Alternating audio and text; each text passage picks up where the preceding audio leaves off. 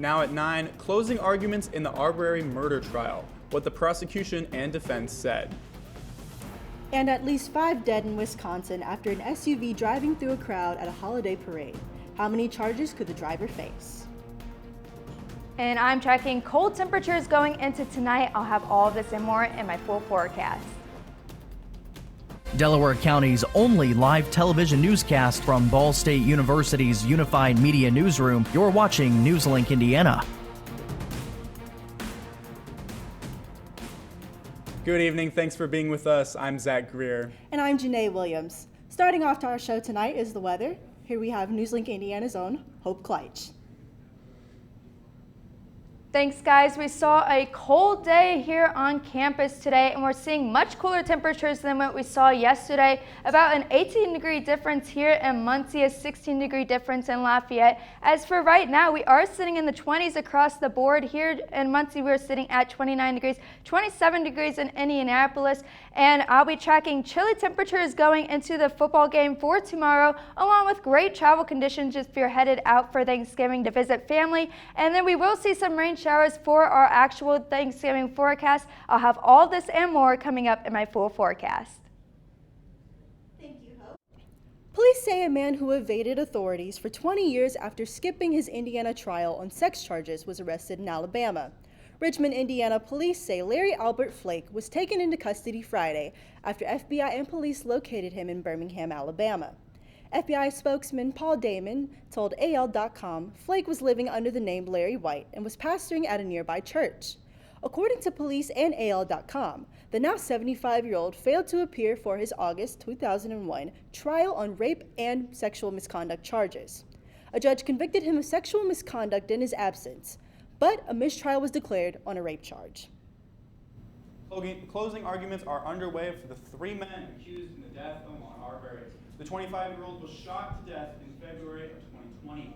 The prosecution's closing arguments in the trial took the jury through the events that led to the fatal encounter, and the prosecution argued that Gregory McMichael, his son Travis, and their neighbor William Roddy Bryan committed a series of felonies. This contradicts the men's primary defense, that they were conducting a, quote, citizen's arrest, and that Travis McMichael shot Arbery in self-defense. You can't claim self-defense under the law because they were the initial unjustified aggressors. These are real experiences of real people who were very scared. And so they took it upon themselves to do something about it. As the case draws to an end, the verdict will be in the hands of the jury. At least 5 people are dead after a horrific incident in Wisconsin last night. An SUV drove through a crowd at a holiday parade. Police say the man behind the wheel was 39-year-old Daryl Brooks Jr. Police say Brooks injured nearly 50 people, 18 of which are children. According to multiple law enforcement agencies, Brooks was running from the scene of a domestic disturbance when he drove into the crowd. The city's mayor spoke on the incident last night. My heart goes out to those who were witness to these events. My heart goes out to those who lost a loved one tonight. A police officer did open fire in a desperate attempt to stop the driver. No bystanders were struck, and Brooks could face 5 counts of intentional homicide and additional charges, according to the police chief. A settlement has been reached between the Justice Department and families related to the victims of the Parkland school shootings. According to the court filing, the DOJ was being sued for not following up on tips that warned about the shooter, an amount that has not been finalized. The lead counsel for the plaintiffs released a statement saying this, quote, the accumulation of the Parkland family's long and arduous efforts towards truth and accountability, end quote. 17 students and faculty members were killed by Nicholas Cruz on Valentine's Day 2018. He pleaded guilty and is currently facing the death penalty. The Build Back Better bill is facing its next challenge. After months of back and forth between progressive and moderate Democrats, the legislation passed the House this week. But now there are questions about whether the pricey package will make it through the Senate. John Londrick reports. 24, so get that one. As many U.S. households worry about inflation, the Biden administration says its Build Back Better bill will make a difference. This bill is going to be the biggest cost-cutting bill for working class and American families in decades in this country. And it's going to go at costs that are persistent problems for the American people in their lives. The measure was approved by the House Friday, despite unanimous opposition from Republicans. What the Democrats are proposing is out of touch in the extreme. What we have before us isn't a social spending bill. It's a pathway to socialism. The bill now heads to the Senate, where its fate is less than crystal clear. When the government does big things, it's not easy. It takes a lot of work and a lot of negotiation, and it's made all the harder because our Republican friends are intransigent against this bill. The Biden administration says the $1.9 trillion bill will be fully paid for, even though an analysis from the Congressional Budget Office shows a significant shortfall. Somebody has to pay for all of this. We got good programs at the state level that do a lot of these things. So look, more programs and all that sound good, but at the end of the day, they have to be paid for and they have to be sustainable. I'm John Lawrence reporting. Joe Biden has reportedly made a decision on who he will nominate to lead the Federal Reserve for the next 4 years. Sources say he plans the current chair, Jerome Powell, to stay on for a second term. The White House cited Powell's steady leadership, despite the economic turbulence of the pandemic, as a reason for the decision. Though Powell was initially nominated by a Republican, he enjoys the bipartisan support. The significant choices of the opposition have come from some progressive Democrats.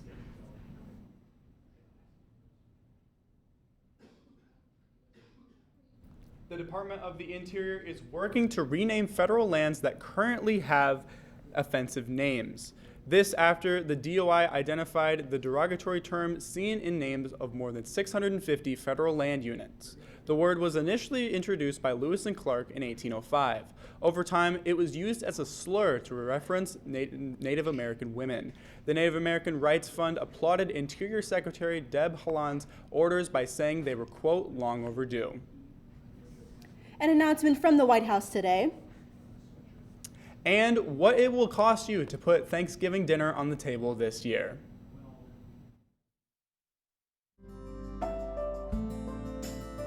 Riding the bus is an easy thing to do. Last year, we carried 60,000 riders from the Ball State area. 50,000 of those were students.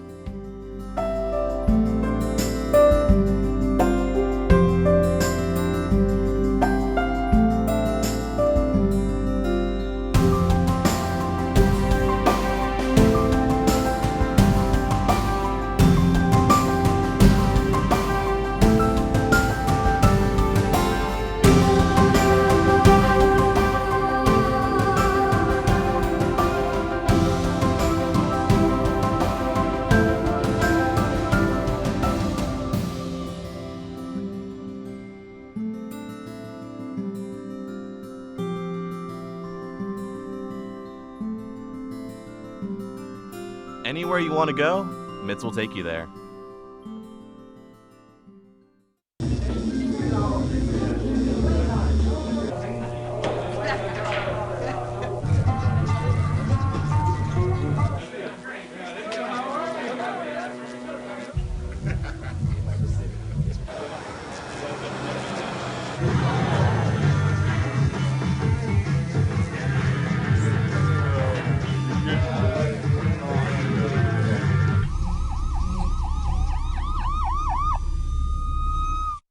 So, I just moved in with this family, and it's embarrassing.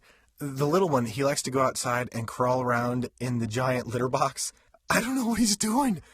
I mean, I was born and I knew how to use the litter box. Look at that! That's disgusting! Oh, poop already!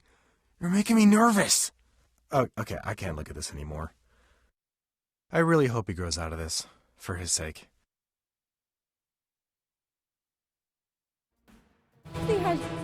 Disney has dropped its COVID vaccine requirement for employees at Walt Disney World in Florida, following a change in state law.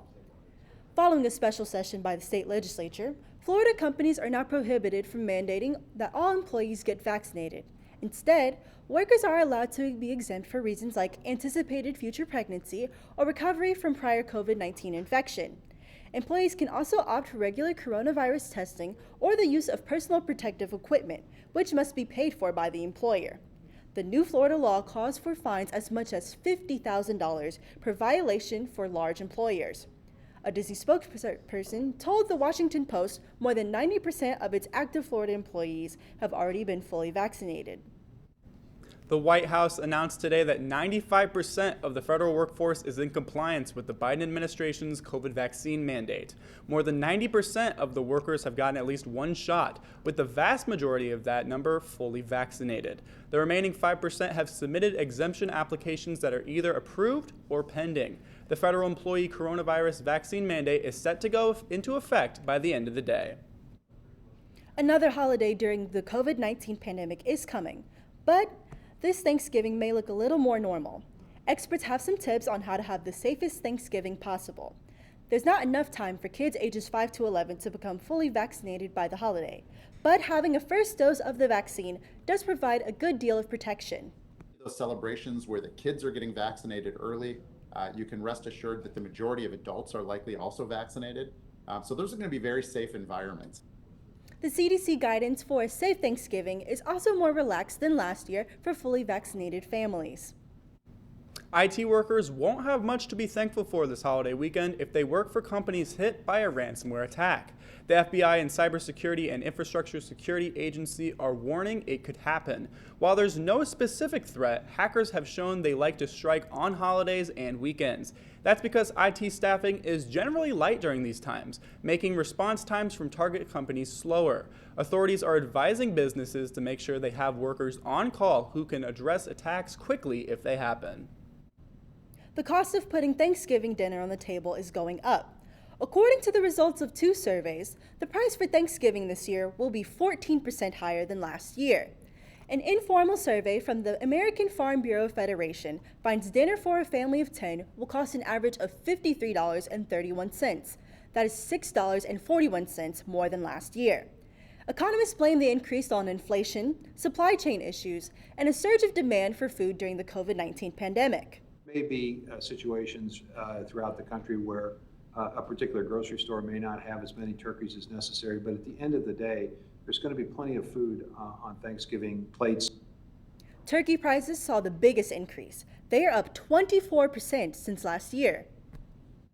Air travel numbers are already soaring with the start of Thanksgiving travel season. TSA says more than 2 million people passed through U.S. airport security on Friday, this being the highest checkpoint volume for a single day since the pandemic began. AAA predicts Thanksgiving travel will rise to the near-pandemic levels, seeing over 53 million Americans on the go. TSA expects Sunday after Thanksgiving will see the highest number of air travelers when people are returning home. President Joe Biden and First Lady Jill Biden celebrated Friendsgiving with 4 Brad service members and their families today. The first couple's visits was part of the Joining Forces initiative. It's a White House effort aimed to support military personnel, their families, and veterans. Joe Biden and then First Lady Michelle Obama started the initiative in 2011. During remarks, the Bidens expressed their gratitude for the service members, with President Biden saying, quote, "I know how hard it is to have someone that's not at the table on a holiday," end quote. The first couple served food to about 250 attendees, including elected officials, service members, and the families of deployed soldiers. Thanksgiving is just days away, and the Christmas season is not far behind. The White House is getting in the spirit for December holiday now. First Lady Jill Biden receiving the official 2021 White House Christmas tree today. The 18.5-foot tree arrived via horse and carriage. Joining the First Lady was the D.C. National Army Guard family to honor the role of the National Guard in response to the COVID-19 pandemic. The delivery of the tree kicks off the annual process of decking the White House halls. You know, it's nice to see that the White House is getting into the holiday spirit. Hope, are we going to be seeing some holiday temperatures coming up? Yeah, much cooler temperatures are on the way. I'll be tracking them and more in my full forecast.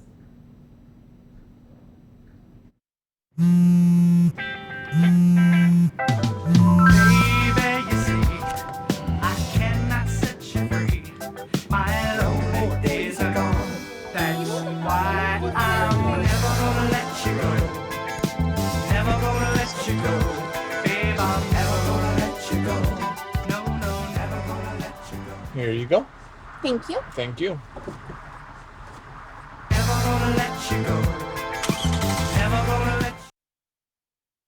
I think it's just vapor with flavor. It won't hurt my kid like cigarettes, right? Vaping is safer than smoking, isn't it? There's really not even that much nicotine in them, right? My kid? My kid knows it's dangerous. Get your head out of the cloud. Today, nearly 8,000 kids will start vaping, maybe even yours. Learn about the dangers at talkaboutvaping.org. Emotes say a lot, but they can't say it all. Think your guildmate is struggling? Try these dialogue options.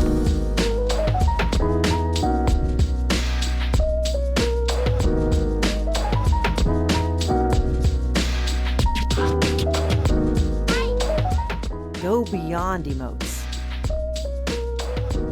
Check in with your guildmates at seizetheawkward.org.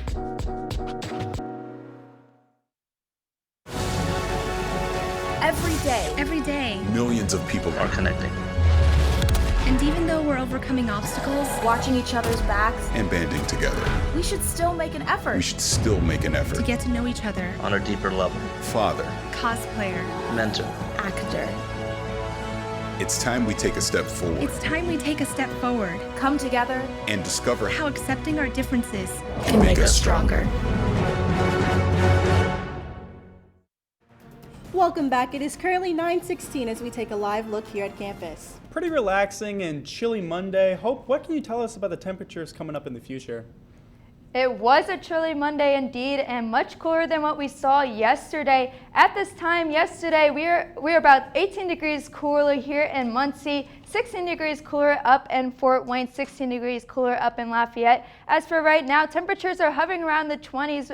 Here in Muncie, we're sitting at 29 degrees, 27 in Indianapolis, along with Kokomo, they're also sitting at 27 degrees.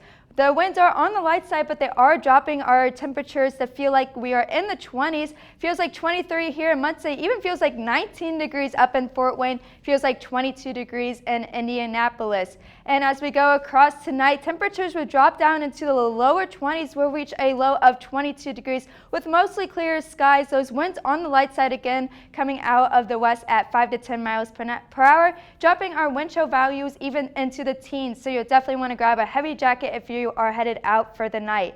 And going into the day tomorrow, plenty of sunshine is in the forecast, but a chilly start still at 22 degrees at 8 a.m. But we do warm up to 41 degrees by 5 p.m. Those winds coming out of the southwest at 5 to 10 miles per hour. The last home football game is tomorrow night for the Cardinals against Buffalo. Kickoff at 7 p.m. We will have mostly clear skies, so a dry night to be outside, but way cooler temperatures. We will be at 33 degrees at 7 p.m. Winds will increase throughout the night as well, as we could see gusts up to 20 miles per hour. So if you are headed out to the game, you'll definitely want a heavy coat, as temperatures will be dropping down into the 30s. And as we look at radar, we are dry right now, as we have been dry throughout the day, but we take a drive all the way up to Canada to see our next low pressure system starting to build. And along with that is a cold front, so that will be bringing us much cooler temperatures into the day on Friday, along with rain chances for your Thanksgiving. And timing that out on Precision Cast, we can see rain or clouds start to enter the area on Wednesday, but here comes that rain on Thursday at 7 a.m. We can see much of Indiana experiencing these rain showers, and the rain will hold on throughout most of the day Thursday, but as temperatures start to cool off Thursday night going into early Friday morning, we could see that rain develop into snow and mixed precipitation. We can't expect that to stay or stick on the pavement, but we could see that stick on the grass or even overpasses and bridges. But then by Friday afternoon, these snow and rain showers push off eastward, leaving us with mostly cloudy skies on Friday. Now Thanksgiving is 3 days away, and as I mentioned, we do have those rain chances on Thanksgiving, but it will be still a great day to sit inside with your family. If you are traveling for Thanksgiving, we can see great conditions and dry conditions for Wednesday, and then again those rain chances on Thursday, and then transitioning over to snow showers on Friday, but then drying up in time for the weekend. Okay, Okay, so that's not too bad for Thanksgiving weekend. Could be much worse, but Yeah. could be a little warmer like we had last week. Yeah, I wish we had those 60-degree temperatures like we saw last week, but I will take the dry conditions anytime. Most definitely. 100%, especially because it's going to be, it's going to be chillier, but also at the same time it's not going to be too cold, but also not too rainy, and especially there's also not any snow either, which that's also really nice as well. Great time to, wear a sweater at the Thanksgiving. Yes, awesome. Lindsay, what do you got for us for sports? MAC volleyball championships are here and they're in Muncie. We'll have an update on how it's shaping up so far next in sports. Here's your sandwich, miss. Oh, thank you. And your burger. Awesome, thank you. And your bowl of boiling water, sir.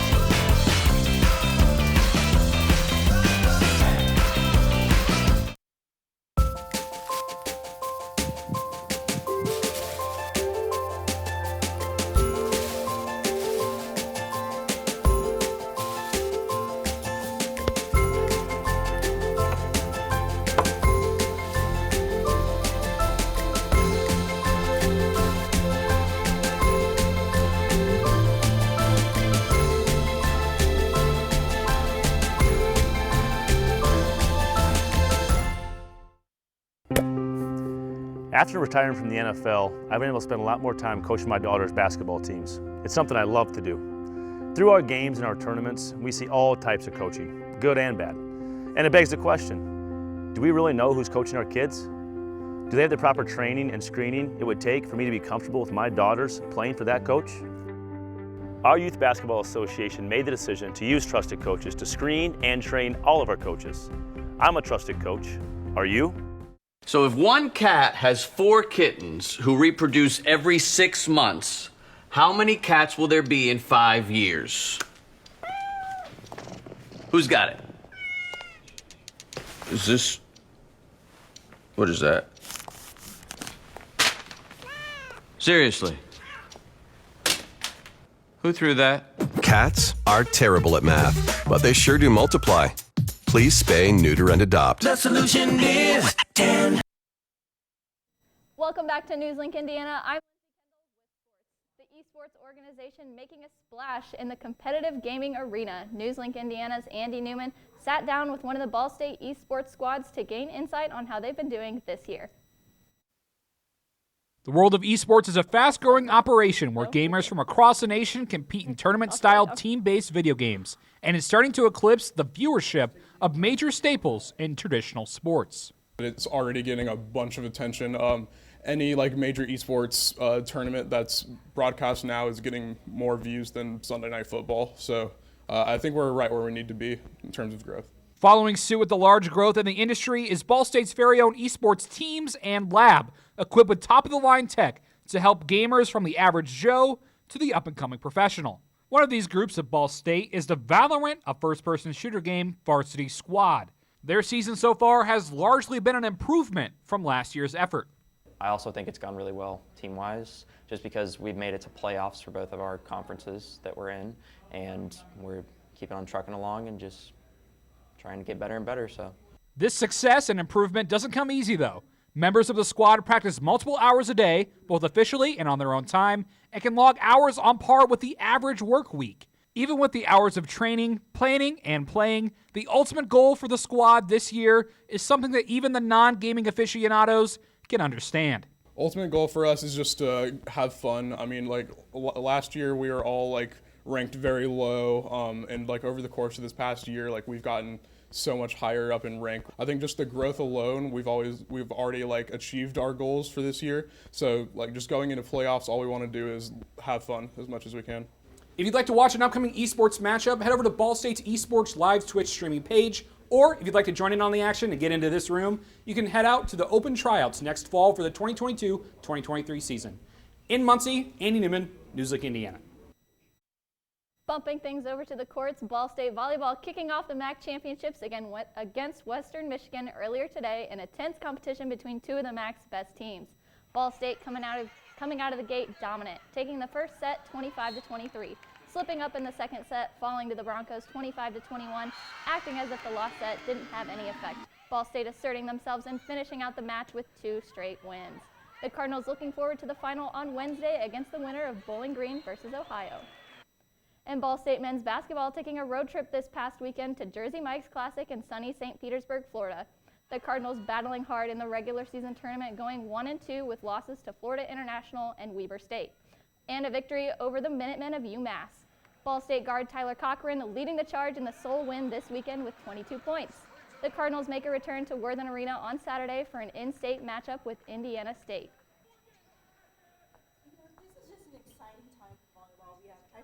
Just ended. We have club seasons about to start, and the collegiate season is coming to an end. And it's just nice to see Ball State just come through with so much authority. Especially with a MAC championship. That's pretty cool. Yeah. I'm really excited for them. And they've won 18 straight matches. Like, that's unbelievable. They're 28-3 on the year. They're doing really, really well, and they got the championship game on Wednesday.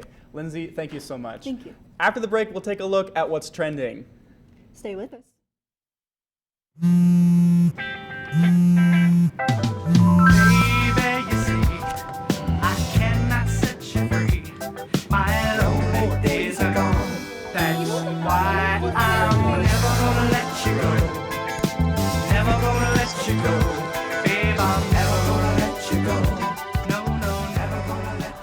Here you go. Thank you. Thank you. Never gonna let you go. Never gonna let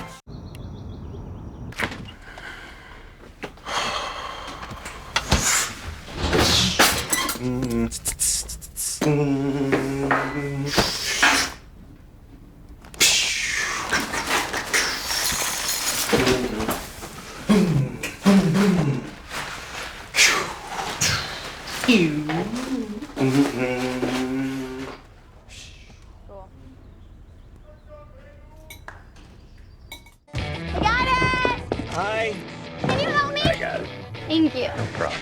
Just like the rules to surviving Zombieland, there are steps you can take to be prepared for an emergency. It's the right thing to do. Talk with your family to make a plan. Look for safe areas to meet up if separated. And stock up on supplies. It's never too early to get prepared, so start now. Right now? Right now. You can't predict emergencies, but you can be ready. You're welcome, America. Visit ready.gov today to learn more. Jordan knows he shouldn't eat this entire bowl of nachos, but tonight he's earned that right. Because a few hours ago, in the middle of happy hour, he recognized a sign. Not from the gods or a bolt of lightning, but from a double heart, a kissy face, and a fourth ha in ha ha ha. That's when Jordan knew he was buzzed. So when it was time to go, he got a ride home instead of driving. Be a legend like Jordan. Recognize your buzzed warning signs and get a ride home. Buzz driving is drunk driving. Welcome back. Time to take a look at what's trending. Joining us now is NewsLink Indiana's Daniel Hochsteller. Daniel, what do you have for us?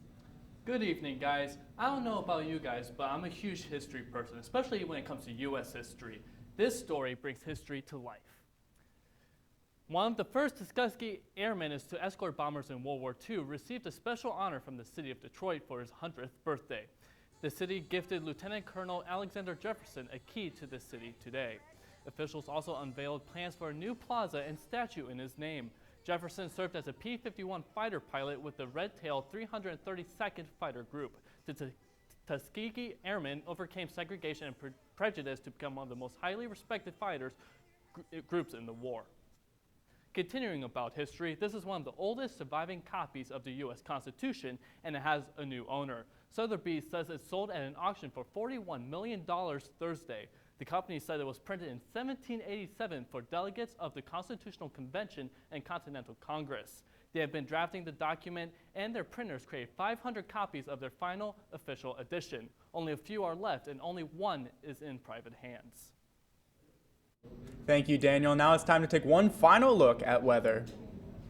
Yeah, it's going to be dry tomorrow and going into Wednesday, so a chilly night tomorrow for the football game, and then rain chances on Thursday for Thanksgiving, but clearing up on Friday afternoon and staying dry going into Saturday, Sunday, and Monday. Temperatures hovering around average for this time of year, but lows dropping into the 20s, so at night you could see some chilly weather. Thank you, Hope. That's all tonight for NewsLink Indiana. Be sure to join us again tomorrow night at 9, streaming live on the NewsLink Indiana Facebook page. And for news anytime, anywhere, go to ballstatedaily.com. Have a great night.